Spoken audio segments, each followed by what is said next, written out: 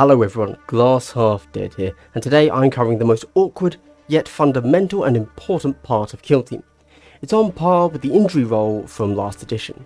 You had to know how it worked to play the game correctly, as it had a huge impact on the game, but it was also something that a lot of people bounced off of due to awkward wording and confusion. Today, it's cover. Well, actually it's line of sight and how to determine if you have it or not. In this video, I'm going to tell you everything you need to know, give plenty of examples, talk about terminology, and tell you how to get to a point where you don't have to think about this and can just play the game. I will also say that it's actually very intuitive and it all makes sense, but when I was learning, I kept on getting caught up on the technicalities. Chances are, if you just play it as you think it should be played, you'll probably be playing it correctly. But for all of us pedants out there that want to make sure we're playing it correctly, I present to you one of the Warhammer community's greatest treasures. An overly long video for a simple rule. But before we get stuck in, I'd first like to give a big subscriber only benefit. Double hello. That's right, I spare no expense for my subscribers, so if you want a double hello, subscribe now. Let's start with what it is we're actually doing here and why. To make a ranged attack in Kill Team, you need to see if you can draw line of sight to the target. To do this, we need to check visibility, obscurity, and cover. We then need to consider whether the target has an engage order or a conceal order. We also need to look at cover lines. If we tick the appropriate boxes, you will then have line of sight and so are eligible to shoot upon the intended target. Now remember, line of sight is a specific term in Kill Team that doesn't just mean can you see the model. Line of sight means, is the enemy operative legal for the active operative to make a shooting attack on? Unlike the last edition of Kill Team, line of sight is not reciprocal. It's possible for the model you're shooting at to be unable to shoot back at you, so tactical positioning is key. Kill Team determines line of sight based on two systems: a hybrid of literal model to model and abstracted base to base. In this example, the Krieg Trooper will be the active operative, or your model if you prefer, and the Orc Dakka Boy will be the intended target, or the enemy operative. The very first check we make is visibility. Can the operative making a shoot action draw a 1mm imaginary line to any part of the intended target's model? This is the easy part. Get down to the model's level and take a look. This is the literal part of the line of sight system. If your model can see even an antenna from their head, then you have visibility. If you can't see the model, you don't have visibility, so can't have line of sight. Easy so far, even I can understand that. From here on, for both operatives, the physical model no longer matters and we're only looking at measurements to and from the base of the models. To keep things looking pretty for a visual format, I'll keep the models on the screen. But I could easily replace them with two empty bases and nothing changes from here on. Let's take a look at cover lines. Cover lines are how we measure from base to base. Thematically, the term cover in this instance isn't referring to cover provided by terrain. It's referring to the covering fire you can provide with your gun. It might help you to think of it as a firing line, but it's called a cover line, the amount of area your gun can cover when you point it somewhere. They're very simple. Pick any point on your operative's base. It doesn't have to be the closest part of the base, to be clear. Then draw a cone that encompasses the entirety of the intended target's base. This is your cover line and how you will be determining if the target is obscured or in cover. Now we know how we're determining all of this obscurity and such, so after visibility, we then look at whether or not the target operative is obscured. Heavy terrain grants obscurity. This is anything like a thick wall or a building or a munitorial crate. Note that pretty much all obscuring terrain will also provide cover, but we can ignore that fact for now. The intended target must be over 2 inches from the heavy terrain to count as obscured. Now this might sound a bit odd to some. Why can't you be base to base with the obscuring terrain and be obscured? The first thing to remember is that most obscuring terrain is a solid wall, and so you wouldn't even be able to draw visibility to the intended target. The reason you need to be over 2 inches from the obscuring terrain is to thematically replicate The idea of being a fast-moving, blurry outline dashing between cover and the active operator can't draw a bead on you. For example, there may only be a small window in this heavy terrain. If you were up close to the window, the active operative could take a moment to aim and take a shot at you, but you're running around in the background and he doesn't want to waste shots.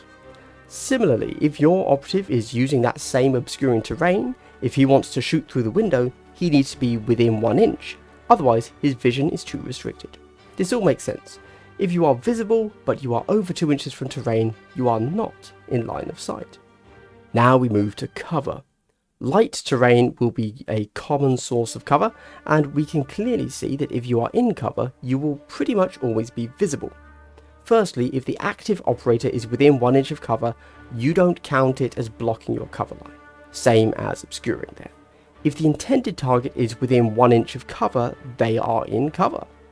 If they are outside of 1 inch, they are not in cover. When within 1 inch of cover, if the intended target has a conceal order, thematically, they are crouching down and fully hidden, so you can't shoot them. If they have an engage order, they have their head up above cover and are taking aim with their gun, so they are presenting a target for you to shoot. At this point, they will gain the benefit of cover and can choose to have one of their defense dice be an automatic success if they want. Minor aside here, the reason I say if you want is because you might want to go fishing for sixes if you need to block a bunch of crits. And that's it, those are the line of sight rules.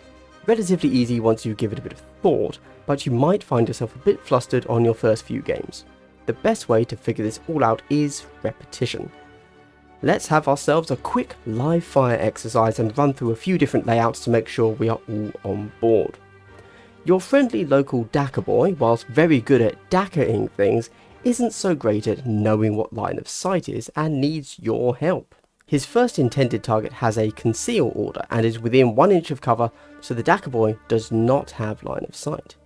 Notice that due to the angle of the terrain and bases, no part of the Krieg model is hidden, but the Dakka boy's covering line does intersect with the terrain without being able to see the whole of the base. We next have two Krieg, both within 1 inch of cover. One has an engage order, the other has a conceal order. Nice and simple still, the Krieg with the conceal order is out of our line of sight, but the Krieg with the engage order is in our line of sight, so can be our target. But let's get a little bit tricky. Our Dakka boy moves round to the side. The Krieg is still on a conceal order and still within 1 inch of the terrain, nothing's changed. But remember, this is all about cover lines, and the point at which the Dakka boy's cover line intersects the terrain isn't where the Krieg is within 1 inch of it.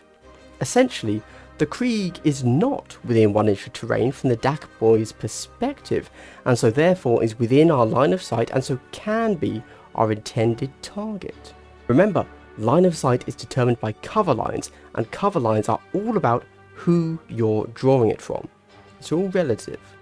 Dakka boy moves up to be within cover himself. As he's within 1 inch of this cover, it doesn't block his line of sight. We now see two Krieg. One is within 1 inch of heavy cover with a conceal order. The other is within 1 inch of the first, but over 1 inch from the heavy cover on an engage order. Looking at the conceal order Krieg, we first check for obscuring. This is heavy terrain, so could provide that, but the Krieg is within 2 inches of it, so they're not obscured. But heavy terrain also provides cover, and an operative within 1 inch of cover and on a conceal order cannot be in our line of sight, so it's safe. The Krieg behind with the engage order is over 1 inch from the terrain, but is within 1 inch of the first Krieg, and guess what? Other operatives count as cover, so he is in fact receiving the benefit of cover extended out by a model that is concealed and so can't be shot. Don't worry, Dakka boy's brain hurts too as the squigworms inside it boggle at the implications. Regardless, Dakka boy moves up to his next challenge. Now this model is clearly visible and has an engage order, but in a shocking turn of events is over 2 inches from the terrain. Because of the distance to the terrain, they are not in our line of sight and so are not eligible to be shot. Dakka boy moves up to take his firing position at the heavy obscuring terrain. Now that the active operative is within 1 inch of the heavy obscuring terrain, he is able to shoot through it, assuming he can draw his visibility line to an enemy operative, and sure enough, He can. In fact, he can draw it to 3, all of which have an engage order. Now they are daisy-chained out from the heavy cover, and so each operative is granted the benefits of cover by the one in front.